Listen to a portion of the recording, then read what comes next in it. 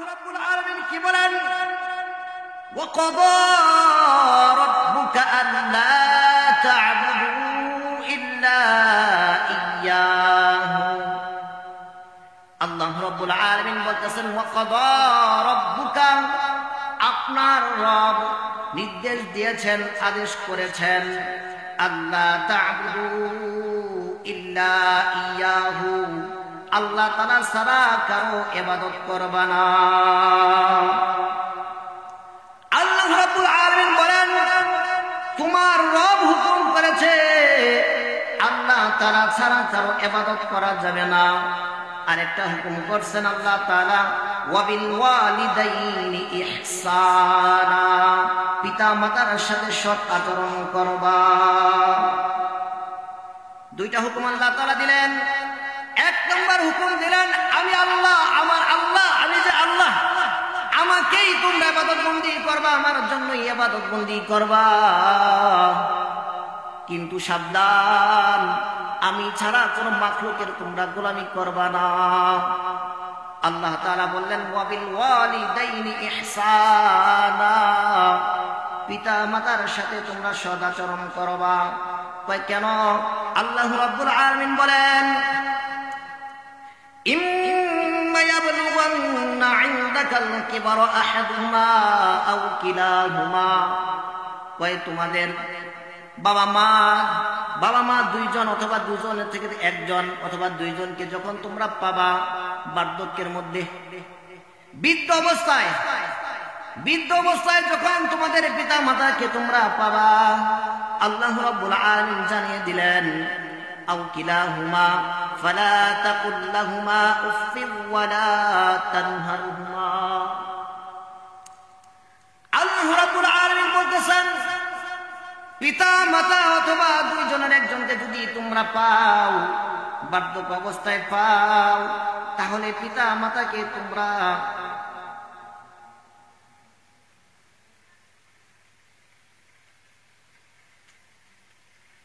ফালা তাকুল লাহুমা উফফিন ওয়ালা তানহারহুমা, বাবা মাকে উফ শব্দ পর্যন্ত বলবা না, ওয়ালা তানহারহুমা ধমক পর্যন্ত দিবা না। কার কথা বলেন? আল্লাহ তাআলা কি বলছেন? পিতা মাতার সাথে সৎ আচরণের কথা বলছেন, বাবা মার সাথে সৎ ব্যবহারের কথা বলছেন, বাবাকে ধমক দেওয়ার জন্য না বলছেন। কিন্তু দেখেন আমাদের হালত ভাই, বিবি সন্তান আত্মীয় স্বজনকে আনন্দ দেওয়ার জন্য বাবা মাকেও খোঁজ খবর নেয় না, এরকম মানুষ আছে কিনা? নাই, আছে। শীতের সময় আসছে, দেখেন অনেক মা অনেক বোনেরা এরকম আছে, তাদের শীতের কাপড় নাই, অথচ দেখেন তার ভাই তার সন্তানেরা নিজে আমোদ ফুর্তির জন্য, বিলাসিতার জন্য নিজে কত রকমের পোশাক পরিধান করতেছে, কিন্তু মা বাবা তারা পোশাকের অনাহারে, পোশাক না থাকার কারণে তারা কষ্টের মধ্যে ভোগান্তিতে আছে। বলেন ঠিক কিনা?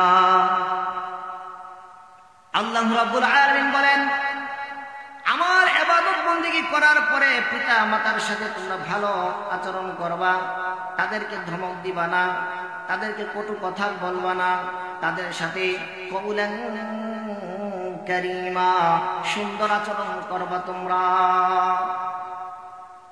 পিতা মাতার সাথে কেমন আচরণ করতে হবে? কার কার পিতা মাতা আছে হাত তোলেন।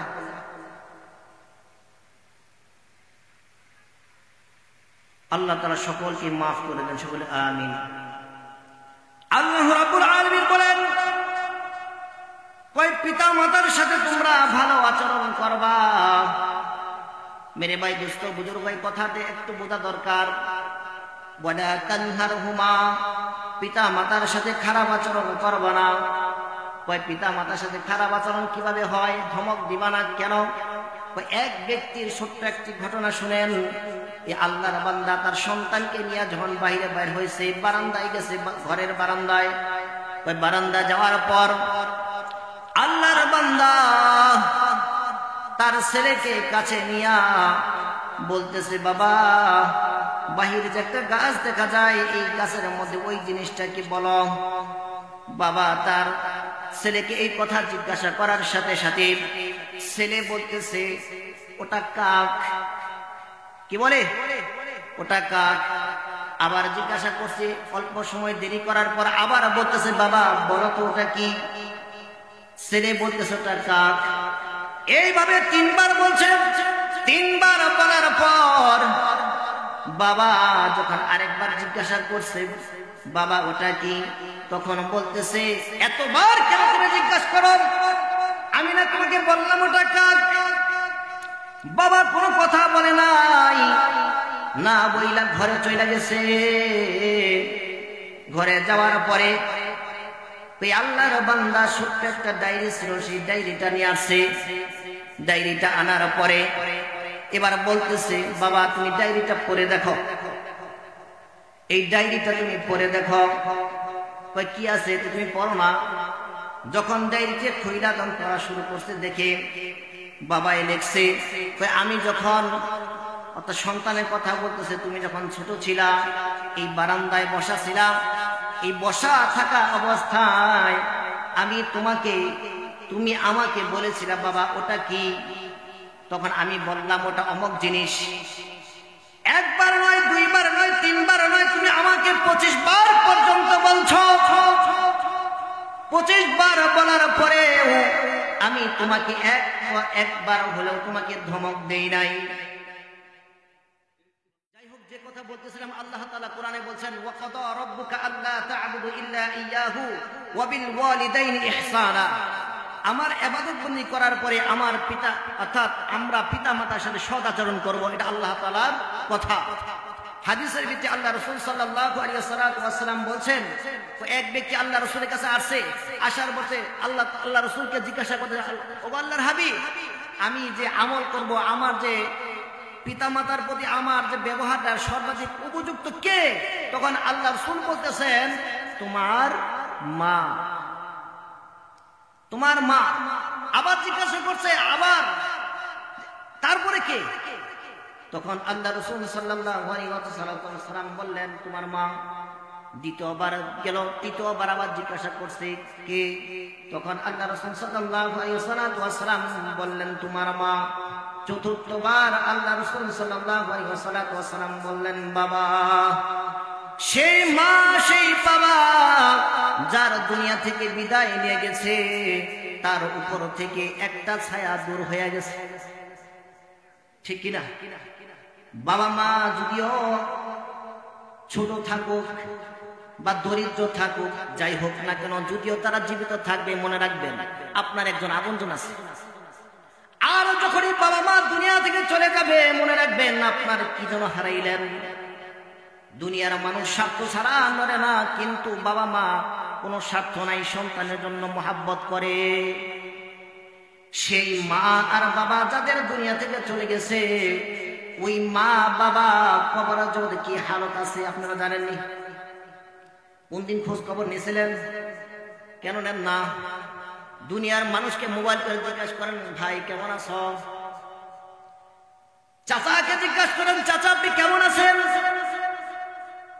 আরে মাকুল্লাবাসীর মানুষেরা শুনো, তুমি কেন তোমার মার খোঁজ খবর তুমি নেও না?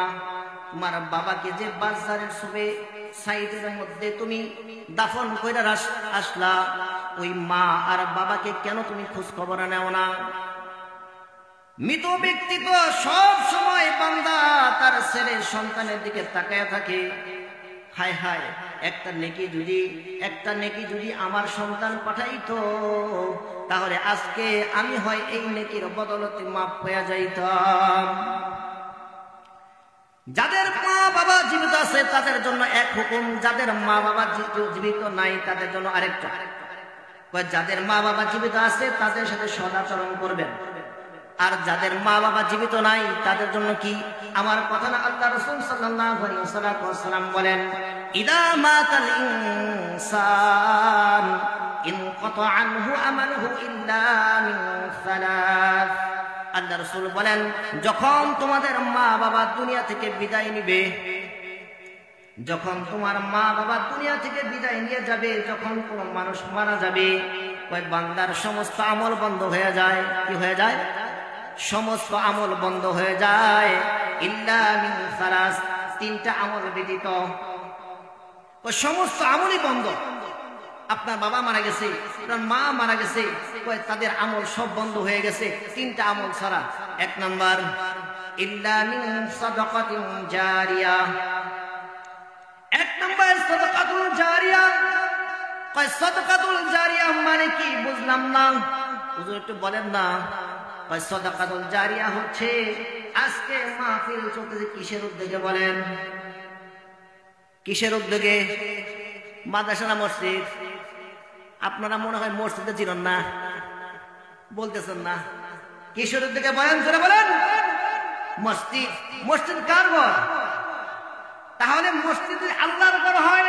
আল্লাহর ঘরের সাথে তাআল্লুক, সম্পর্ক, যে ব্যক্তির সাথে আল্লাহ তাআলার ঘরের সাথে সম্পর্ক থাকবে তার সম্পর্ক আল্লাহ তাআলার সাথে। যে ব্যক্তির সাথে নাকি আল্লাহ তাআলার সাথে সম্পর্ক তার কোনো চিন্তা আছে? চিন্তা নাই। এলাকার নেতা, মেম্বার, চেয়ারম্যান যাই বলেন, তার সাথে সম্পর্কটা তার পাওয়াই আলাদা, ঠিক কিনা? আরে তার পাওয়ারের কারণে সাধারণ মানুষ ভিড়তেই পারে না। ইউনিয়ন পরিষদে যাবেন, সচিবালয় পর্যন্ত যাইতে যাইতে কামার, ঠিক না? কেন পাওয়ার হইল? কারণ উপরে তার পাওয়ার আছে। ঠিক তদ্রূপ আল্লাহ রাব্বুল আলামিনের সাথে যার সম্পর্ক, ওই ব্যক্তির একটা পাওয়ার আছে। ওই সম্পর্কটা কিভাবে হইল? আল্লাহ রাসূল সাল্লাল্লাহু আলাইহি ওয়াসাল্লাম বলেন, মান বানা লিল্লাহি মাসজিদান বানাল্লাহু লাহু বাইতান ফিল জান্নাহ, বানাল্লাহু লাহু বাইতান ফিল জান্নাহ।